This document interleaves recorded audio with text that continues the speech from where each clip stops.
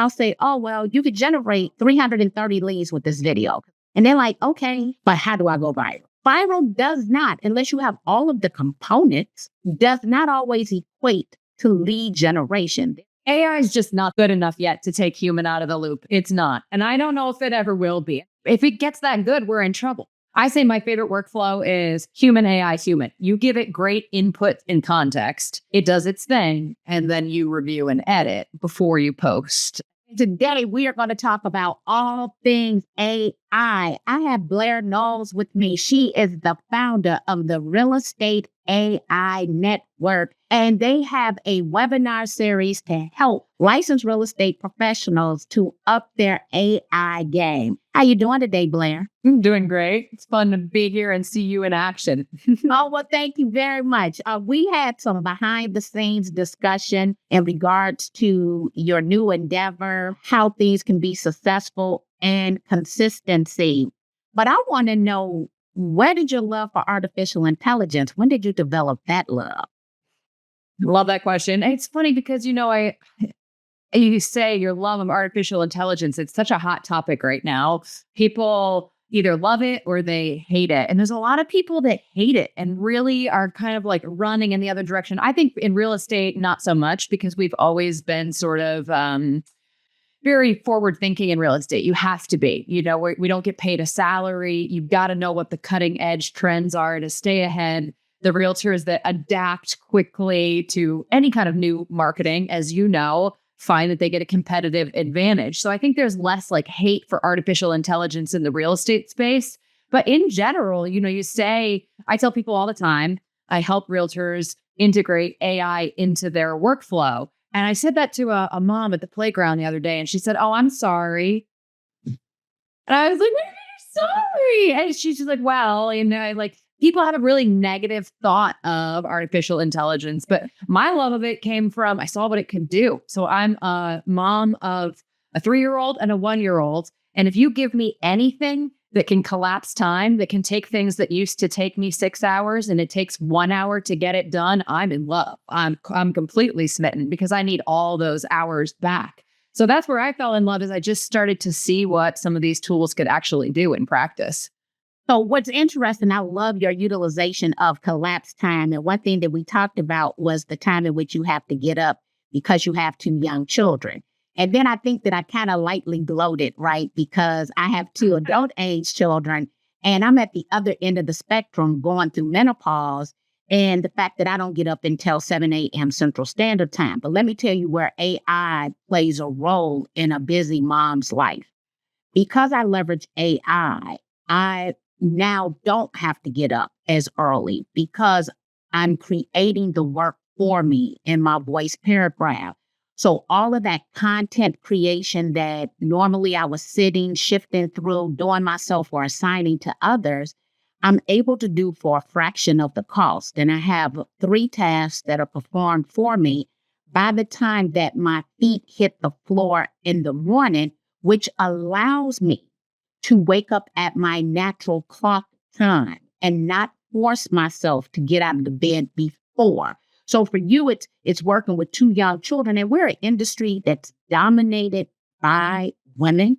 And that number one age bracket, right, is 55 years of age. So the collapsing of the time of all of these redundant tasks that often have nothing to do with the job that we signed up for. Right? And so I love the idea of being able to collapse the time, and the fact that you are doing this with a 3-year-old and a 1-year-old, which allows more face-to-face time, interaction with your kids. Yeah, gets me home sooner. Gets you home sooner. And so as you start thinking about the launch in your webinar series, what is the webinar series all about? Well, we have 2 webinars right now, and we announce new ones here and there. I mean, the actual place that I am connecting with most people at the moment is through my free Facebook group, which is called Real Estate's AI Network. So Real Estate's AI Network. If you search that in Facebook groups, you'll find me and you can join there. And we post the webinars in there as well, too. And the two webinars that we have coming up, one is all about how to revamp a sitting listing using AI, because I think we've got a lot of that's kind of what's going on in the marketplace right now. I just went down to a conference in Florida, and down there, everybody's got sitting listings. I'm in Vermont, so not so much, but we definitely have felt that shift towards longer days on market, way more price reductions. So I thought, what better a webinar to do than addressing the current issue that a lot of realtors are having? So how to use AI to revamp your sitting listing. And then the next one we're doing after that, I don't know if you've heard of the app Sora that came out, where you can make all these videos and you can put yourself in the video and they're all AI generated. I've seen a couple of realtors really leaning into that and creating a bunch of content with Sora. So I'm partnering with a gentleman in Los Angeles who is using it really heavily. And we're going to talk through some strategies of how you might use Sora in your business. So those are the two upcoming ones. Excellent. Actually, I just did a video this morning with Sora. I am a Gemini AI user and also a big chat GPT user, but there's a tool called FreePick that I started using because the tool Flux to me gives me my best AI image because it's trained on actually 30 images.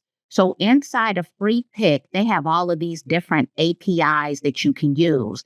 So Sora is an API, Dream is an API, Google, all of their video and image tools are an API.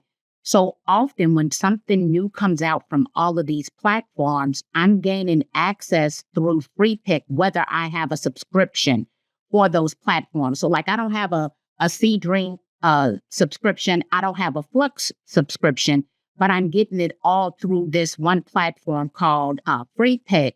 Because what I've realized is we got a lot of subscriptions that we might not use, and the shelf life is not long. I encourage people to not do annual subscriptions anymore because a tool really right now, it's hot for 30 to 60 days. And then the competitor is knocking on the door with something that's bigger, better, and greater. And it's almost impossible to be able to keep up. Yeah, it's really tough to figure out what to pay for and what's not. FreePick I got to check that out. But what I'm liking about Sora, is the ability to take, to consistently keep on adding on to that scene, right? Yeah. What that next scene is. So you can have these very long, elaborate videos that you're building them out one scene at a time. So that'll definitely be a hot series. You know, it's kind of, this is the first time I'm probably saying this out loud when it comes to artificial intelligence. We could teach people how to set up the systems in order to really drive revenue for their business. And I have more people more concerned about going viral, whether it drives revenue or not. And it's sad to me that, yes, we need visibility. And yes, video is going to drive more leads because 1 minute of video content, whether it's you personally or AI in it, is still going to have the value of 1.8 million words. A video shot at 30 frames per second, keeping in mind a picture's worth 1,000 words, is worth 1.8 million words in value. But I have people, I'll say, oh, well, you could generate, 330 leads with this video because we have a video we generate 330 leads with. And they're like, okay, but how do I go viral? Viral does not, unless you have all of the components, does not always equate to lead generation. There's a lot of great viral AI content out here that people have not generated a lead from, nor have they had the ability to monetize it. Yeah. So what I'm elated about is the fact that you're going to get licensed real estate professionals to create more visual content that actually has higher value.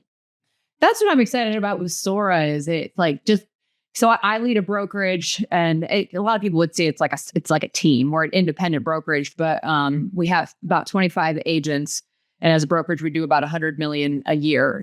Excellent. One of the hardest things to do, we all know what works in terms of bringing in business, but it's the getting it done. So it's like, we know I've got agents that post to Facebook and their SOI, they know like almost the exact conversion of number of posts to number of transactions they're going to get.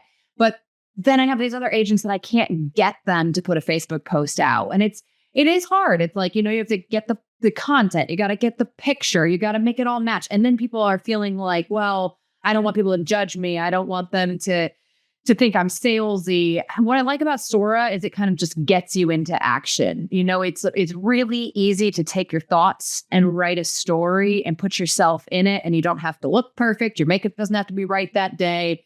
You can even like miss the moment, but you tell the story later. So that's what I've been doing a lot of lately is I'll just hear stories from them in the field and then I'll create the video. And they're for the realtors who haven't been using it, it's sort of mind blowing to see it recreated in seconds, exactly like they just told it to me. And then I usually put myself in the video because you can't use somebody else's avatar without their permission or they're not on Sora. So it's me living out the scene they tell me about, but it's so powerful. I'm like, you should just create this like I just did and go post it. You know, tell people about the stories from our field. That's what they want. I had sort of a revelation about posting, and you have probably known this forever, but for me, it was a revelation this year that people don't really go to social media to learn. You know, they're not going there to figure out what their closing costs are or the 3 top things that can blow up a transaction. They just want the good stories. That's why the lighter side of real estate, and who's that guy who just does like all the memes, all the funny, you know, they blew up in the industry because they just post funny stuff. We go there to be entertained. So Sora is really awesome for tell the stories that you're having, the interactions you're having, and entertain the people. And then they're naturally, as a byproduct, going to remember and see that you're in real estate and want to connect with you about that. And then they'll ask you, you know, what do I need for my down payment? You don't have to make that content. Yeah, that's kind of, that's so accurate, right? It's all about the entertainment. And sometimes I think that it's disheartening because we think, oh, we just taught them how to do A, B, C, and D, and they could care less. There was no engagement. There was not likes. There were no shares. But I posted, and there might be a Sora video of me walking in a circle. And I said, I'm running circles around people and I don't even run, right? And they love that video. And I'm like, are you freaking kidding me? There was no value add to it other than I was, you know, being sassy with it. Or I had this video of me blowing red smoke and people loved this video, but there was no value whatsoever to that video. So yeah, definitely Sora. There's a fellow real estate agent out of Tampa, Florida, and she has also an AI group. And she's been using Sora a lot. And she's getting fabulous engagement on every last video that she posts. What I think is funny is my elders, most of them don't know that Sora is fake. So they'll tell me, is this real? No, anything but Sora is not real.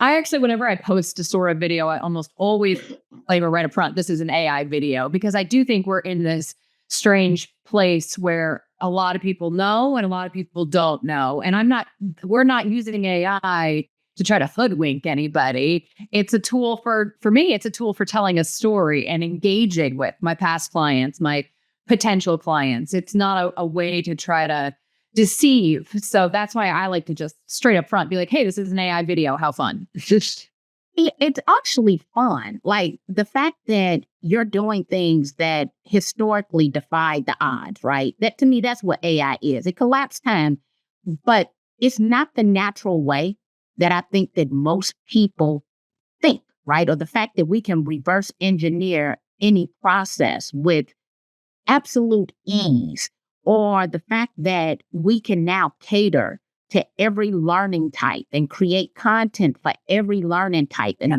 matter of minutes, right? So every single day I'm looking at, we could have never done this. That means we could have never served this group of people, right? The visually impaired, the audio impaired, the 1 in 5 adults who are neurodivergent learners. And here's the thing, I believe it's more than 1 in 5.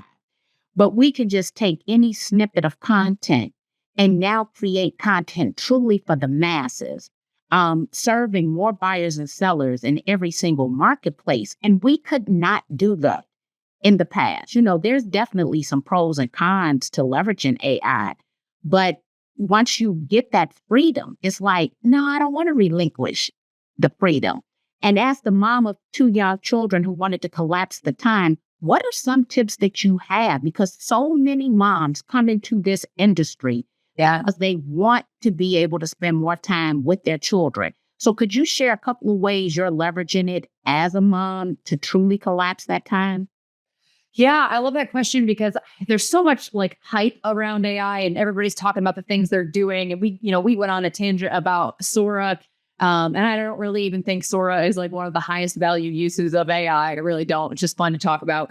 So I'm always asking the question of what's the most important strategy that I am using AI for? Like what's actually moving the needle? And then I'm always also asking like, what are my top 3 tools? Like when I meet somebody, I'm always like, okay, what are you doing with it? You know, like what are you using and what are you doing with it that's actually moving the needle in your business? And those are the questions I always want the answers to. So I'll tell you mine.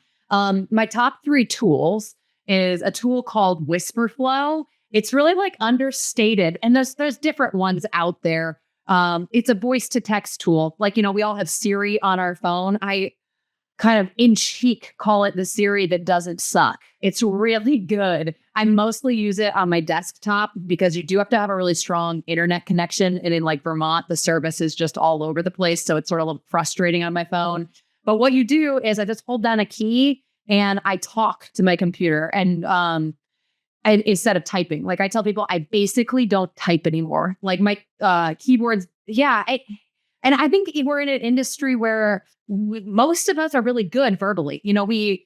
We negotiate, we talk for a living. And so then you sit us down at a computer and we have to like write stuff out and it takes a long time. So it's just a voice to text tool, but it's a really good one. It gets grammar great. It gets punctuation great. Sometimes you can like flub halfway through a sentence and it figures it out. You don't even have to go back and edit the flub. It's really, really good. So it's called Whisperflow.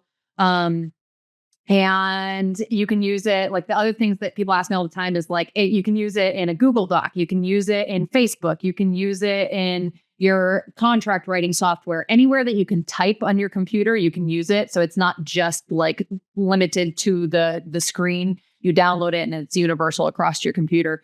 That one, I use it constantly. It really collapses the time it takes me. And then I pair it with my other most used tool, which is ChatGPT. And I always laugh about this because like you get into like the AI geeks, the people that are really leaning into this and everybody starts talking about their favorite LLM, which is large language model. And it's like, you got people saying Claude's the best, Manus is the best, ChatGPT is the best, Perplexity is the best.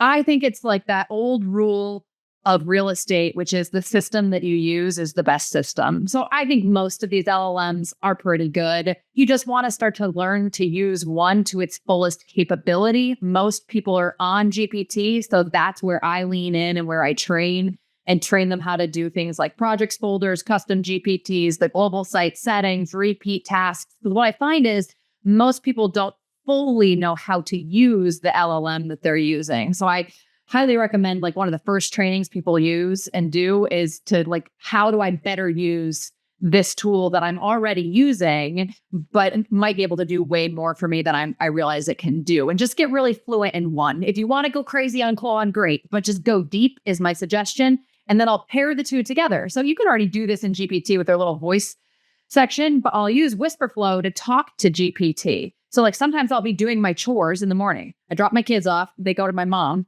And so if I'm bringing it back to like what I do, like to get mom hours back, like while I'm cleaning up the house, I will be voice to texting GPT and I will tell it, maybe it's like the blog post article I need to get written, or maybe it's like my list of things I want to do that day. I get it organizing me before I'm even in the car, and I've got it putting my stuff on my calendar, or I've got it writing emails that I need to. It's like that brain dump, like that best ideas that you ever had in the shower and in the car, and then they were gone by the time you got to work.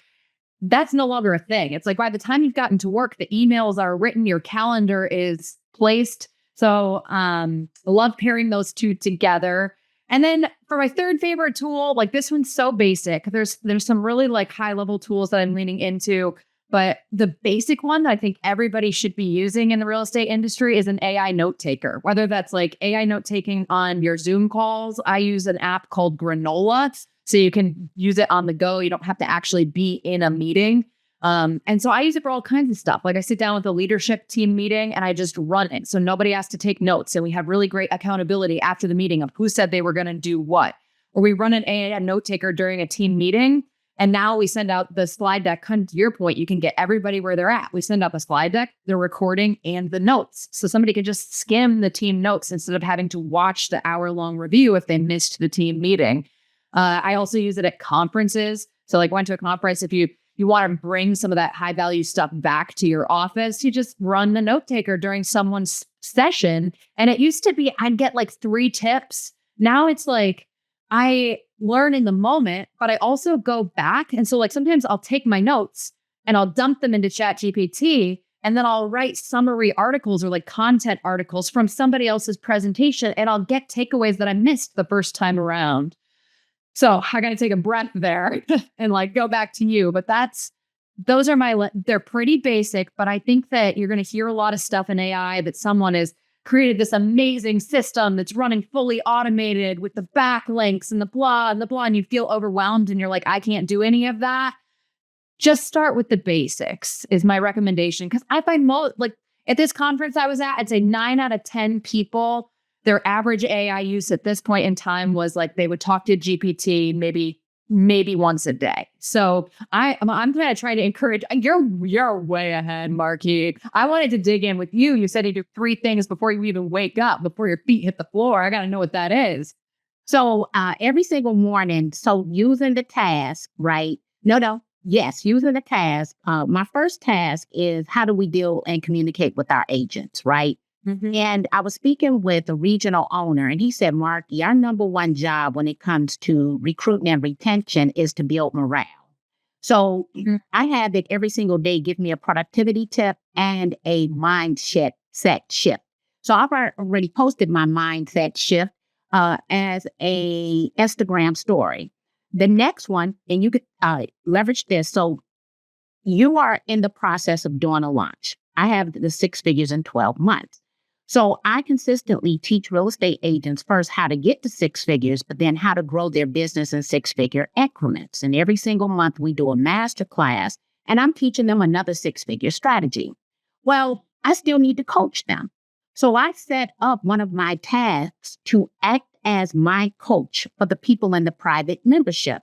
So it is breaking down a task they need to do that day. So it's likely when we take a look at it, it's going to say Monday, something about Monday mindset, because it's going to pull the mindset in. The third thing is a LinkedIn post on leveraging customer relationship management systems. I believe in a great CRM, and I believe that we need to leverage it, right? So these are the 3 things that are done for me every single morning in my voice paragraph, and I'm leveraging ChatGPT tasks. But you said a lot of what I'm also doing. So the first goal was to create a custom GPT. My custom GPT actually writes the rules and instructions for my projects and for my tasks. Love it. Right? It's all real estate focused, fed it a bunch of data, but it's telling each of my projects how that project needs to act for me. So it creates roles and it repurposes generally generic prompts like the ones we were using 2-3 years ago into mega prompts, but a step-by-step system, because if you have the step-by-step, then the project will be better and so will the task, or any way you desire that you want to use these prompts. And so one thing that I did recently, because I 100% love ChatGPT, was I went down the same rabbit hole inside of Google AI, Gemini, and I created gems and schedules over there. So they have the same identical interface. They just call it something different. But the reason that I went down that rabbit hole was because of Nano Banana and because of the new VEO, right? And so having a backup platform, I don't use Gemini and not having the premium version because I wanted to. It's because I was running out of storage capacity. for my videos, docs, and emails. And so I upgraded. Now I get to kind of toggle between the two, but ChatGPT knows me like the back of my hand, where Gemini is getting to know me. I just happen to like the image and the video features inside of it. And sometimes, especially on Fridays, ChatGPT acts a little crazy when they're going through their updates. So I have, That's yeah, funny. yeah, on Fridays, if I'm gonna get something off, if you're gonna have an access issue, if it's running clunky, it's dang on it gonna be on a Friday, right? So on Fridays, if it act crazy, then I now default to one of the other platforms. What I'm noticing is that, and this is another thing that actually saddens me.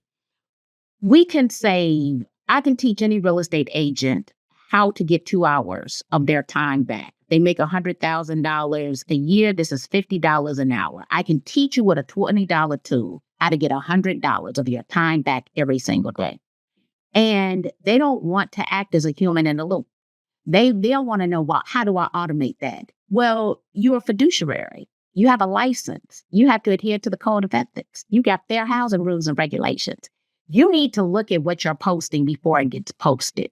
So I need you to act as a human in the loop, because we just gave you 2 hours of your time back. And instead of taking that 2-hour time, they're still looking for what's going to take them from A to Z. Yep. And that's a problem. Yeah, AI is just not that. It's not good enough yet to take human out of the loop. It's not. And I don't know if it ever will be. And that's where that's where we keep, if it gets that good, we're in trouble. You need it to need the human in the loop for you to bring. I say my favorite workflow is human, AI, human. You give it great input and context. It does its thing. And then you review and edit before you post. And that is the workflow that I'm currently comfortable with. I know some people have built, like we talked about you're saying the automated, that I agree. You can't go there yet. And I didn't. So I gave you my 3 tools, and I'm curious. I want your answer to this one too, because I ask everybody. I know. What if you had to pick one thing that you're doing with AI that's actually moving the needle in your business? What would it be? And for me, it's funny. I think it is. I think it's the blogging we're doing. So this is like, it's not new. People have been doing this forever, even before AI. Blogging for SEO, which is search engine optimization. So people go to Google and Bing and they type in who's the best realtor in XYZ city. Everybody's trying to show up for that. So now there's this new thing of trying to show up when people type that into ChatGPT. But there's also Google AI overviews, which is the top of Google. And what I am trying to get across to a lot of my realtors is that it is insane that right now you can show up at the top of Google with a colored image and a link to your article, and it's completely free, and you're above everybody else who's paying. If you can figure out how to show up there, which is actually not that hard. It's just writing what's called long tail blog titles, which is like the longer questions. So instead of who's the best realtor to help me sell in Burlington, Vermont, it's who's the best realtor to help me sell my older 1900s home in Burlington, Vermont that has a lot of quirks? Because somebody is asking that question. The hard part about long tail is there's a lot of different ways long tail questions can go. And how do you figure out what people are asking? And then how do you write enough content? And AI solves both those. You can use AI to figure out what people are asking, and you can use AI to help you write way more than you ever could have in the past. And so we're doing that. And it's moving the needle. It's like, there's all these metrics you can watch for how you're ranking. And also you just feel the lead intake of people calling you and saying, and it's nuts. I literally wrote a blog article. I've been trying to do one a day. And I wrote a blog article about how much is land per acre. And we got a lead 24 hours later that you could just tell it's exactly where it came from. They were saying like, we're trying to determine how much we need to pay per acre, need an agent to help us. And it's wildly impressive that you can show up above the line in Google right now, above Zillow, above Realtor.com, above people who are paying multiple salaries to folks whose entire full-time job is search engine optimization. You're above them with a couple of blog articles. Good 6-figure jobs, I might add. Yeah. Good 6-figure jobs. So what's funny? My last podcast interview was with a gentleman by the name of Ken Tucker. Ken Tucker has me now going back even to Yelp because I had kind of abandoned Yelp. And so they should come up in this answer engine optimization above SEO and above SEM, which an agent can do. What is moving the needle for me, which is interesting. So I have a new process, and that's actually leveraging RPR. RPR has a AI script writer in it. And this is what I want real estate agents to keep in mind. There are 40,000 plus zip codes in the country. You can leverage RPR to guide you to become the marketing expert of any zip code using commercial trade data because RPR is using a tool called Esri, which is pulling in the same information that 50% of Fortune 500 companies use. So what I'm doing is starting with RPR, commercial data, to understand the disc and the personality of the people that live there. And I'm then taking that, creating a PowerPoint in Gamma, and I'm taking a detailed report out of RPR and putting it over into Notebook LM. That creates a 2-person podcast, a video, blog post, marketing proposal. But the first thing to do for real estate agents is to train themselves first on the data. And then you get to leverage the data for all these different buyers and sellers in the marketplace. And we have seen the ability off of doing that to pivot into commercial because we have this as commercial data, but leveraging commercial for visibility and increase in the luxury real estate market. Everybody thinks of luxury real estate as a price point. Luxury real estate happens to be a high price point, but it is 100% the number one service area of real estate, right? Because you're dealing in a lower margin because of all of the things you have to do to service the client. So you're spending more money. No ifs, ands, or buts about it. But if you understand, I did kennel work. I know exactly how much they earn. I know what they do for a living. The sad thing is I also know when their house is vacant based on their travel patterns, right? All of this is data that realtors have in 98% of real estate markets in this country. And I might not leverage it. And I tell my copy, I'm copying and pasting. It's my data. It's vetted data, right? That we paid for already. Yeah. And I'm leveraging that data for everything else. So what I've mastered is the ability to create 10,660 words of value in 10 minutes that is 100% focused on the buyers and sellers of a zip code. And it cost me $28 a month, but because I always throw a little chat GPT in there, $48 a month to build out a 7-figure GCI business. And I can't get people to sit down for 10 minutes to copy and paste and be consistent. So everything you said, I followed. Like I love RPR. I love Notebook LM. I love Gamma. The only piece, I think it's new to me is this data piece. So can you tell me more about where you get that? Like if you're in RPR, where do you get it? So when you go to RPR, you're going to go up to research, and then you're going to come down to commercial trade data. Okay. Now, on the right side, you're going to see you can create a report, and I do create the report. Right under there, it'll say create script. So right now, inside of RPR, it will create a PowerPoint for you. I don't like the PowerPoint that's inside of the system. I'm thankful that they did that. I prefer a Gamma PowerPoint presentation. It'll give you a detailed report. The detailed report, I'm taking that over to Notebook LM. It will do essentially a photo card with the data. It will do a video. It will also write a blog post and an email. I don't take everything from RPR, but I am taking the outline for the PowerPoint, and I'm going to use Gamma to create that because it has my brand colors, my logo, all of this stuff inside of Gamma. And we do this consistently. Because I spend 100 nights a year on the road, I'm doing it and teaching it in every single marketplace. So and then that's my follow-up. Hey, here's all the deliverables from the session that I did. And generally, I'll have an agent, what zip code you want to dominate? And I'm walking them through and how they would share this data.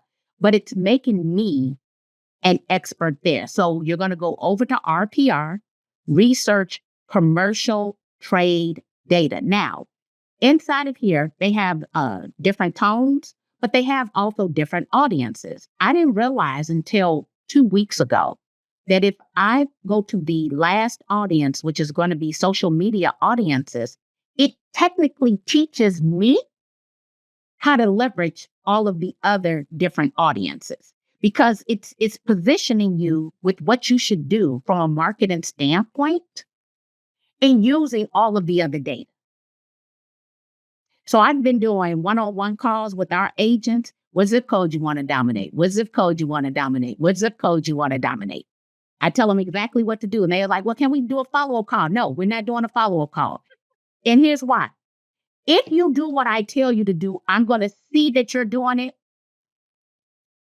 and I'll call you. If I don't see it, then you didn't implement what we talked about today. There's no need. I need to go talk to another agent and give them the opportunity. Here's the thing. Right. If your agents are leveraging these tools, you don't have to come back to me. I know you're doing it. And the best way that I can tell this story is through my son, Skylar. He's a 2025 NAR 30 under 30. I know exactly when my child, I know when he was inconsistent, right? Wasn't doing nothing. He didn't have to tell me he was doing something. I see it. I know right now he's on his 3 video a day kick, right? 3 videos every single day, 3 videos every day. He don't have to tell me that. He stay in my news feed. You Right? You see it. You see it. And so social media and leverage with artificial intelligence can definitely change the, it can change your business. It can alter your earnings. I saw what it did for my son. He did 165,000 GCI last year at 28 years of age with 80 videos. That's all it took was 80 videos. You know what, Blair?